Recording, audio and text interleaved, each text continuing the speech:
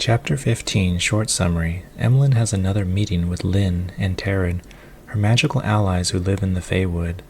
They gossip about Creon, Mother, and some of Mother's commanders. Importantly, we learn that one of Mother's henchmen, named Thysandra, is in love with a demon on the rebel side named Anaxia. Emelin later uses this to persuade Thysandra to go against Mother. Detailed summary. Em wakes up in Creon's house again, with Creon's erection poking her. Something was prodding my thigh, something warm and hard and far too familiar.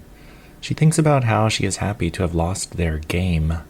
Though Emelin is mostly happy with the progress she has made with Creon, she still feels echoes of shame for being sexual with Creon. I had lost, shamefully, disgracefully lost. I felt oddly triumphant, though.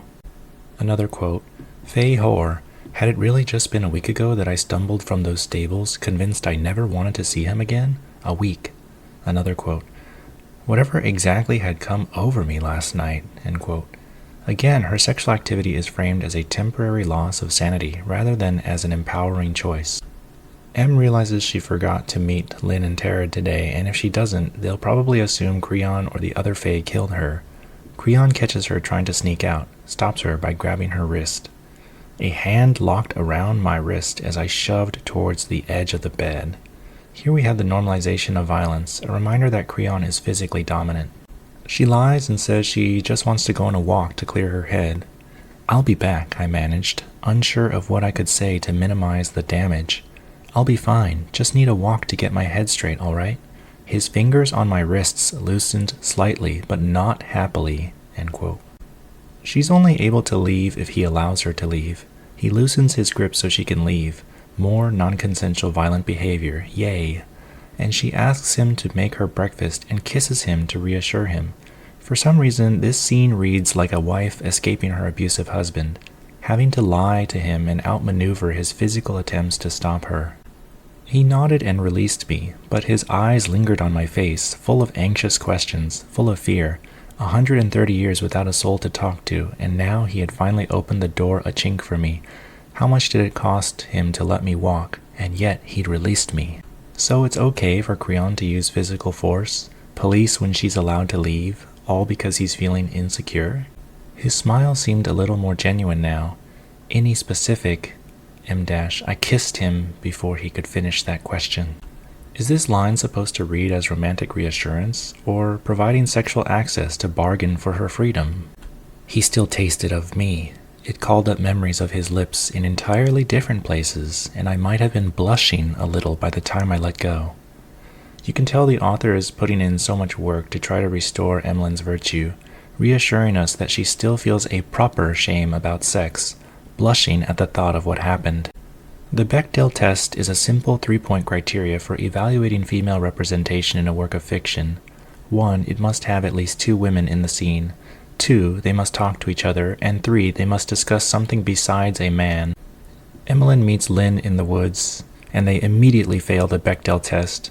They say Tared isn't here because she wants to talk about Creon, and talking about Creon makes Tared mad. They pull a bag of food from a bush to snack on. Emelin asks, do you people just leave bags with food around throughout faewood? More or less, Lyn said brightly. Bela left this one here for us yesterday. There should still be some cake in it. Okay, why don't the giant hounds smell and eat these bags of food? Nobody knows. Lyn explains how Mother genocided the phoenixes and elves by killing them in ways they couldn't resurrect, with Tared saving Lyn from death several times. And Mother also took away their fertility, causing any survivors to slowly die out over time. Interesting that Mother magically took away Creon's voice because he loved to sing. When it comes to taking away what's important to the women characters, she takes away their fertility because they love to give birth? If you're trying to rule over everyone, wouldn't you want them to be able to make more peasants for you? Elon Musk is always talking about birth rates for the same reason. This part seems questionable, but Lyn just says nobody understands Mother's magic, and their resources are too limited to study more. Anyways, Mother bound everyone to be unable to magically attack her and took Creon's voice during the last battle.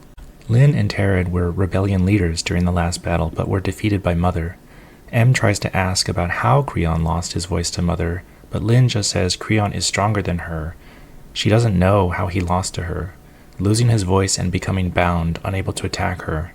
We continue to fail the Bechdel test as Lyn continues to talk about Creon, how they captured him several times during the war, how he used to love to sing, and how he described his killings in graphic detail with no remorse. Lyn talking about Creon versus Mother. "He's the stronger mage of them both," she said with a joyless smile. Creon's tattoos are also a result of Mother abusing him, tattooing his mistakes on him so that he would become the perfect killer. Kinda like the movie Memento.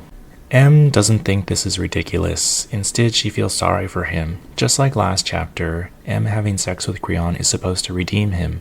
In this chapter, learning about Creon's tragic childhood is supposed to absolve him of all the torturing and mass murdering he does. After talking about Creon more, Lyn and Em basically agree that Creon had no choice but to become a murderer, and that it's all Mother's fault, not his. So much for being morally gray. He's basically a super good guy who is magically compelled to do bad things when he really doesn't want to. Plus, he seems to want to change, and Mother abandoned him to save herself during the last battle. So really, Creon is the victim here, not all the children whose eyes he gouged out and skinned alive. Emelin says, "We were still talking about the male who'd make me breakfast when I returned, who'd probably treat me to another round of mind-blowing pleasure if I wanted, and wouldn't touch me with so much as a finger if I didn't want him to. Sure, he's a Fae version of Ted Bundy, but dang girl, he's making you pancakes. Also, did we forget that 5 minutes ago he grabbed you by the wrist and refused to let you go until you offered a plausible explanation as to why you were leaving?" Then they talk about other racial allies, vampires and nymphs and elves, before moving on to Thysandra and Anaxia, also known as Naxi, and how Naxi cries for days whenever Thysandra's name is mentioned. Naxi is the demon that Thysandra fell in love with during the last battle, but they're on opposite sides. Thysandra works for Mother, and Naxi is part of the rebellion. Thysandra and Naxi get their own book later in the series, but for this book, their romance is important because it allows Emelin to bargain with Thysandra and turn her against Mother. Later in the book, Em encourages Thysandra to change sides for her true love, the demon Anaxia, mirroring Em and Creon's relationship against Mother. The author wants to pin everything on the ridiculously, cartoonishly evil Mother, as to neatly absolve all other characters so they can have their guilt-free romances. The chapter ends with Lyn saying how impressed she is that Em has survived weeks in Creon's company, and that they'll meet again tomorrow so they can share more juicy goss about Creon. Spill the tea, girl.